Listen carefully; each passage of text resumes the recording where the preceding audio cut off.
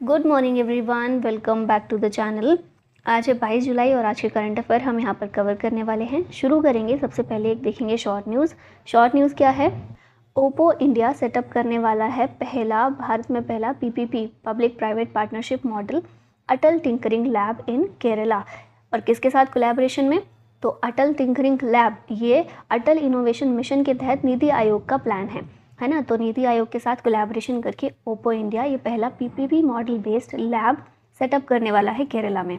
अब इसका ऑब्जेक्टिव क्या है? To create an empowered future ready workforce and nurture entrepreneurship and technological skills among the youth.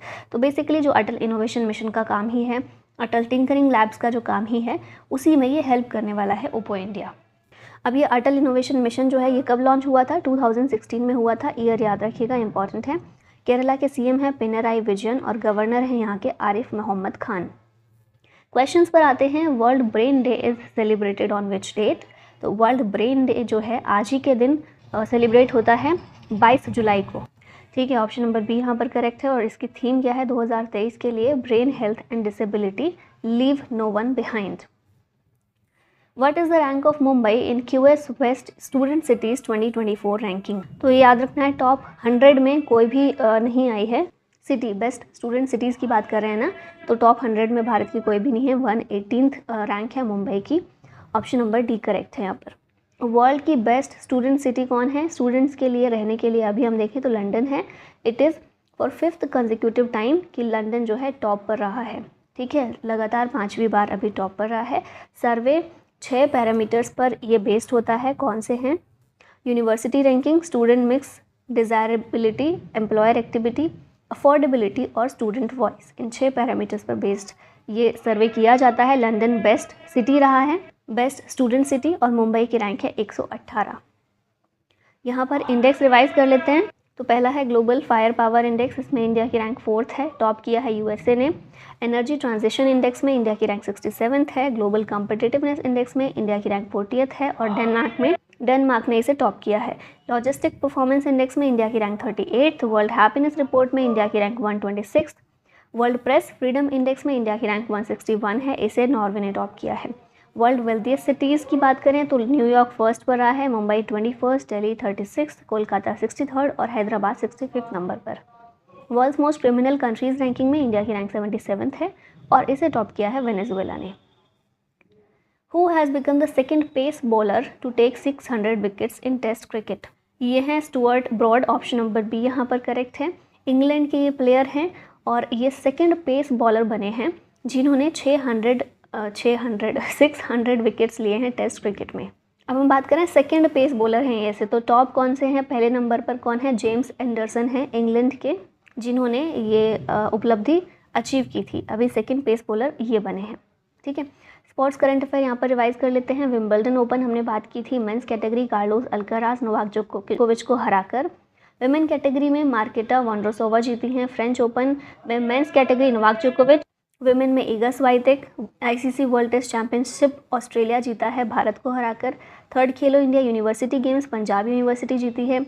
World squash championship Egypt जीता है। Inter continental football cup का title Bharat जीता है लेबनान को हराकर। FIFA under 20 world cup Uruguay जीता है। इसका ये पहला फर्स्ट एवर टाइटल है, फर्स्ट एवर कप है। ठीक है, world women's volleyball challenge cup India इसमें जीता। दोहा डायमंड लीग नीरज चोपड़ा जीते 88.67 मीटर थ्रो के साथ में। आईपीएल 2023 सीएसके 5th टाइटल और La Liga 2023 champion FC Barcelona. Next question है, who became 4th Indian cricketer to play 500 international matches? तो 500 क्लब में शामिल हो गए हैं अभी विराट कोहली। ठीक है, 500 इंटरनेशनल मैचेस ये खेल चुके हैं भारत टीम के लिए और इस तरह के ये 4th क्रिकेटर बने हैं। पहले 3 आप ये देख रहे हैं चारों, ये 4 हैं जो यहाँ तक पहुँचे हैं। ठीक है, कौन कौन से हैं? सचिन तेंदुलकर हैं ऑफकोर्स, MS धोनी, राहुल द्रविड़ और अभी विराट कोहली भी इस क्लब में शामिल हो गए हैं। यहाँ पर आईपीएल के कुछ रिकॉर्ड्स देख लेते हैं। आईपीएल हिस्ट्री में फास्टेस्ट 50 बनाने वाले कौन अभी बने हैं? राजस्थान रॉयल्स के यशस्वी जायसवाल। इन्होंने केकेआर के अगेंस्ट खेलते हुए जस्ट 13 बॉल्स में 50 बनाए थे। फिर उसके बाद हम देखें आईपीएल की हिस्ट्री में fastest player to take 100 wickets ये रहे हैं कागिसो रबादा। ऑप्शन कहाँ है इसमें? ये नाम याद रखना है। फिर हम देखें आईपीएल की, क्योंकि हम आईपीएल के रिकॉर्ड्स देख रहे हैं, तो आईपीएल में देखिए fastest batsman to reach the 6000 run, ये रहे हैं डेविड वार्नर। फिर उसके बाद हम देखें क्रिस गेल के बारे में, तो इनकी बात इसलिए कर रहे हैं क्योंकि हाईएस्ट इंडिविजुअल स्कोर इन्होंने एक मैच में बनाया है, कितना, 66 बॉल्स पर 175 रन्स। और फिर मुंबई इंडियंस जो है हाईएस्ट नंबर ऑफ टूर्नामेंट जीती है 5 विद सीएसके विनिंग 4 टाइटल। और अब तो इसको ये भी चेंज हो गया है, ये पुराना रिकॉर्ड है। अभी हमने देखा सीएसके जो है ये भी 5 बार टाइटल जीत चुकी है आईपीएल का, ठीक है। तो अभी दोनों टाई पर हैं, बराबर पर हैं, और सबसे ज़्यादा आईपीएल के मैचेस ये ही दोनों जीते हैं अभी तक। अब नेक्स्ट क्वेश्चन पर आते हैं। Air force day parade and air display 2023 will be held in. तो ये जो है प्रयागराज में होने वाली है एयरफोर्स डे परेड और एयर डिस्प्ले 2023। कब? 8 अक्टूबर 2023 को 91st एनिवर्सरी है एयरफोर्स डे की, और उसी के दौरान ये प्रयागराज उत्तर प्रदेश में कंडक्ट की जाएगी, ठीक है। नेक्स्ट देखते हैं एयरफोर्स एक्सरसाइज, रिवाइज कर लेते हैं यहाँ पर। तो वीर गार्जियन जो है जापान और इंडिया के बीच कंडक्ट होती है, जापान में हुई है 2023 में। शिन्यू मैत्री इंडिया और जापान के बीच। गरुड़ एक्सरसाइज जो है इंडिया और फ्रांस के बीच होती है। पिच ब्लैक इंडिया और ऑस्ट्रेलिया के बीच होती है, ऑस्ट्रेलिया में हुई है इस बार। गरुड़ जो है ये राजस्थान में हुई थी। ईस्टर्न ब्रिज 6 इंडिया और ओमान के बीच, राजस्थान में हुई। रेड फ्लैग इंडिया यूएस के बीच होती है। इंद्रधनुष इंडिया और यूके के बीच, और डेजर्ट ईगल इंडिया और यूएई के बीच कंडक्ट होने वाली एक एक्सरसाइज है। India's nuclear capacity target is set from over 7,000 megawatt to 22,480 megawatt by which year? तो हमारे जो मिनिस्टर हैं जितेंद्र सिंह, उनके द्वारा ये अनाउंसमेंट की गई है कि इंडिया का जो न्यूक्लियर कैपेसिटी टारगेट है 7,000 था अभी तक, लेकिन हमने 7,000 को क्रॉस करके इससे ज़्यादा प्राप्त कर लिया है। तो अभी 2031 तक हमने टारगेट अपना बढ़ा दिया है।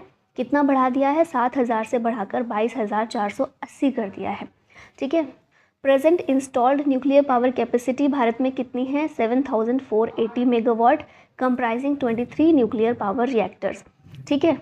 और जो टोटल इलेक्ट्रिसिटी जनरेशन होता है भारत में, उसमें न्यूक्लियर पावर का शेयर अगर देखा जाए तो 2022-23 में 2.8% ये था, और अभी हमने जो हमारा टारगेट है इसको बढ़ा दिया है, 22,480 मेगावाट किया है, और 2031 तक हमें इसको प्राप्त करना है, ठीक है।